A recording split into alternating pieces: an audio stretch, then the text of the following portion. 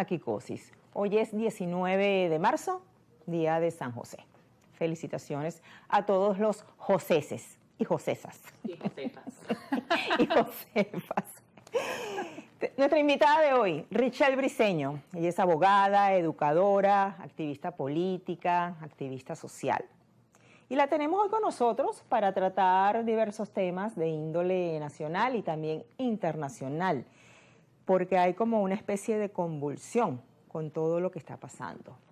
Y te pregunto lo siguiente, Richelle, a nivel mundial, ¿qué está pasando? ¿Está imperando la ley del más fuerte? ¿Hay un reordenamiento mundial o hay un despelote? Hablemos de despelote dentro de ese reordenamiento mundial. Es así.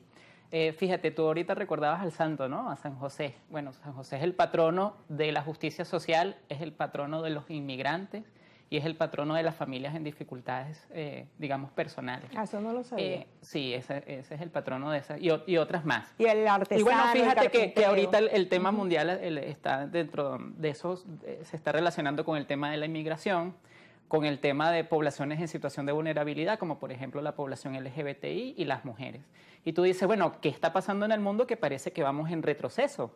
Porque cuando analizas, por ejemplo, las políticas de Milei en Argentina y las conectas con las de Trump en Estados Unidos y entonces ves que tiene también una relación con las de Putin en Rusia y luego con Víctor Orbán en Hungría, dices, aquí hay una conexión sí o sí. Y se están llevando por delante a todo el mundo. ¿Y por qué lo están haciendo? Precisamente porque a través del ataque hacia estas poblaciones en situación de vulnerabilidad, ellos, como digamos representantes políticos, cobran fuerza dentro de sociedades que aún, digamos, padecen mucho la ignorancia, la discriminación, digamos, ese sesgo cognitivo de decir, bueno, las personas LGBTI son malas por esto, esto y esto, entonces las relacionamos con la pedofilia y bueno, creamos todo un despelote que definitivamente la gente no sabe en quién confiar. ¿Quién está diciendo la verdad en todo este proceso de desinformación mundial que en este momento tenemos? Sí, pero si aterrizamos en el caso venezolano sobre los migrantes venezolanos por decisiones ejecutivas que está tomando Trump muy fuertes. ¿Qué podemos decir allí? Él quiere adueñarse del mundo, él quiere pasarle factura a XY país, él quiere quitarle recursos a diferentes países, en este caso a Venezuela, que contamos con muchos recursos energéticos. Se está vengando. Bueno, por aquello de la USAID. O sea, se tejen muchas hipótesis. Recordemos que los países con los cuales nos relacionamos no son nuestros amigos. Ellos simplemente tienen intereses y algún interés obviamente tiene Estados Unidos con Venezuela, lo ha tenido siempre y lo tendrá mientras nosotros tengamos las reservas de petróleo más grandes del mundo. Eso es así. Ahora, es importante tomar en cuenta que en el tema de los migrantes surge una gran diversidad de opiniones por lo siguiente. En Venezuela se crea una crisis que es un conflicto político que de una u otra forma se pasa a lo social. Y a partir del conflicto social, el hecho de no poder tener un ingreso, digamos, que permita mantener una calidad de vida, el acceso a determinados derechos, los servicios públicos, bueno, ha generado toda esta ola migratoria, que además viene también acompañada del tema de las sanciones. Para nadie es un secreto que las sanciones han venido de una u otra forma a, digamos, a menoscabar la calidad de vida de Venezuela y del país en general. Ahora, esa crisis política, social, económica interna genera esta ola migratoria, no solamente a Estados Unidos, sino también a parte de Europa y parte de Sudamérica. Y además ha habido varias olas migratorias desde hace un tiempo. A partir del 2015, 2017, 2020, 2021, ahorita 2024 y supuestamente se espera que también en este 2025. Ahora, el tema de Estados Unidos con el tema migratorio hay que analizarlo de esta manera. Los migrantes que se fueron por la selva del Darién y que se entregaron a las autoridades en Estados Unidos a través bien sea del CBP-1, bien sea a través del TPS. ¿Cuál es la primera que nombraste? El parole humanitario. El CBP-1 es cuando los venezolanos ya llegaron a frontera y se entregaron a las autoridades venezolanas. Okay. El TPS lo pides antes de ingresar a Estados Unidos de cualquier otro país. Es decir, desde Venezuela la gente hacía su trámite y ellos autorizaban el viaje. En el caso del CBP-1 era cuando los venezolanos pasaban el Darién, llegaban a la frontera con México y solicitaban, que manifestaban estar allí y entregarse a las autoridades a través de ese, Ajá, a través y allí, de ese procedimiento. en esa figura vemos la cantidad de venezolanos que pasan muchísimo tiempo mientras reciben una respuesta de Estados mientras Unidos. reciben la respuesta de Estados Unidos, y de Estados Unidos entonces les autoriza a ellos a entrar a Estados Unidos y a su vez les entregan pues lo que es el permiso de trabajo para que puedan empezar a ejercer y a ganarse la vida dentro de Estados Unidos, porque sabemos que en Estados Unidos no puedes estar sin trabajar para poder subsistir. Esa es una realidad.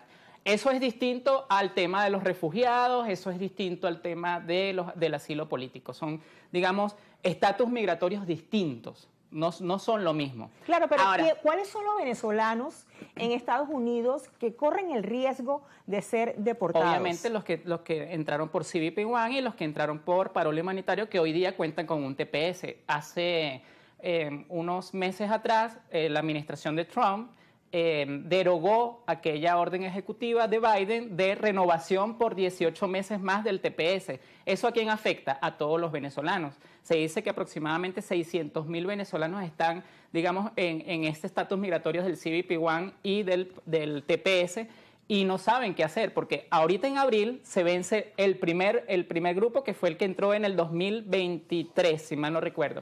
Y en septiembre se deroga, o ya no tiene posibilidad de renovación, los que entraron en el 2021. ¿Qué va a pasar con todos estos venezolanos que se encuentran allá?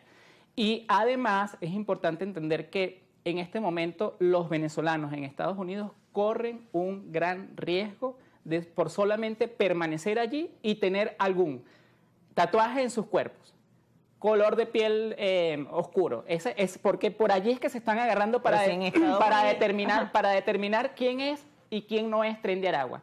Por ejemplo, ayer veía un video donde a un grupo de nicaragüenses que iban a presentarse en la corte, bueno, pensaron que eran venezolanos simplemente porque tenían tatuajes y por el color de piel, ¿no? Entonces, hasta ese punto está llegando, digamos, la administración Trump en su persecución en contra de los venezolanos. Ahora, es importante que nosotros analicemos qué es lo que Venezuela o los liderazgos políticos están haciendo para frenar esa situación, porque eso tiene un origen, y el primer origen es la narrativa que se construyó en torno a la banda criminal, el Tren de Aragua. Una narrativa muy peligrosa porque coloca al Tren de Aragua, que no puede que exista, puede que no existe, pareciera que existe, pero no en los niveles a los cuales se ha vendido a nivel mundial. Se ha categorizado al Tren de Aragua como un grupo terrorista a nivel de Al-Qaeda, ¿no? O de Hamas. De ISIS, etc. Y eso obviamente representa un peligro para toda la nación, porque ya sabemos que en esas circunstancias muchas personas inocentes han pagado, digamos, por el hecho de haber sido incluidos en la lista de terroristas de Estados Unidos.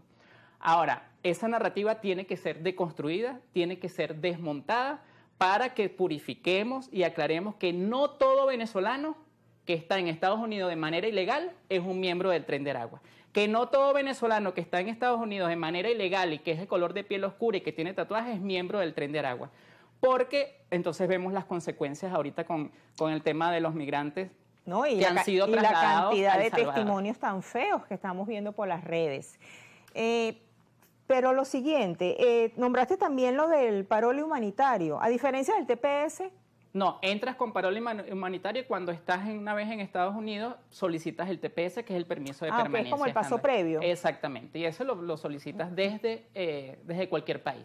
Mira, sin que tengas residencia en otro país. Por ejemplo, si estás en Argentina y tienes residencia, no podías pedir el parole.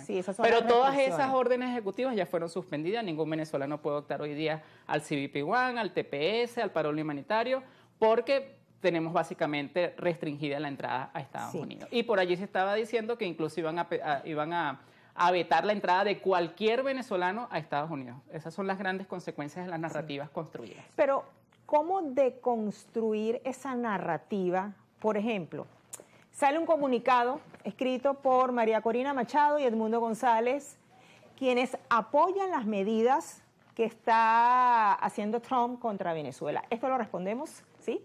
Al regreso de esta pausa ya venimos aquí en Globovisión.